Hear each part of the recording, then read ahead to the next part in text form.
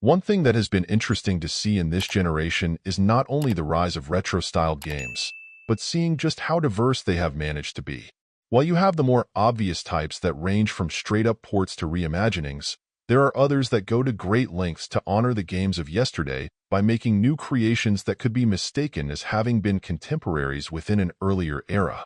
That's where Byte the Bullet starts, and then spends quite a bit of its time, rocking a core graphically simplistic look and relatively basic core controls. But what helps set it apart are some of the surprises and clever beats you'll run into along the way. Being reductive, this feels like an 8-bit era platform shooter, but pretty quickly you'll find that there's more depth to it than that. Rather than simply being able to hold down the fire button, you'll need to keep an eye on your gun overheating when used too much. You have a boosted jump, but you'll need to mind the cooldown between uses. While perhaps this could add to some aggravation for some players, I think it's also part of what helps set the game apart. Moving through multiple zones of an infected computer, the nature of the challenges you'll face, and how you'll need to play, will change a bit as well to reflect the area you're in. While not everything may always work, again I appreciate the care put into trying to make the most of the experience.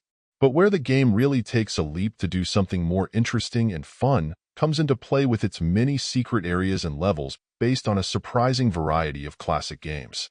While some feel like safe bets considering their revered statuses, I was happy to see some older school representation as well. What can be a challenge is the fact that typically the game's own control style and systems are what you'll need to work with.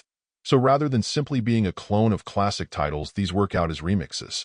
Now, I will admit that in some cases it felt like some of these retro tours overstayed their welcome, but in general it was hard to be mad at the respect and love being thrown to some classics, delivered with some care with a slightly different spin. What started out feeling like it could be more of the same really turned out to be a pleasant surprise.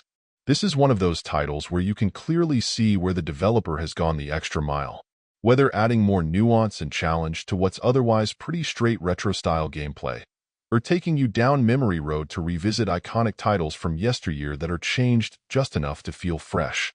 Obviously made with some love by someone who knows their classic games, it's a retro title that stands out quite nicely from many of its peers. Overall, my final score for the game ended up being at 8.2.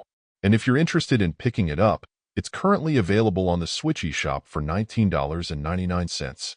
Thank you for taking the time to listen to this review. And if you'd like more information or ideas of indie games worth checking out on Switch, be sure to click on the link provided in the description. Until next time.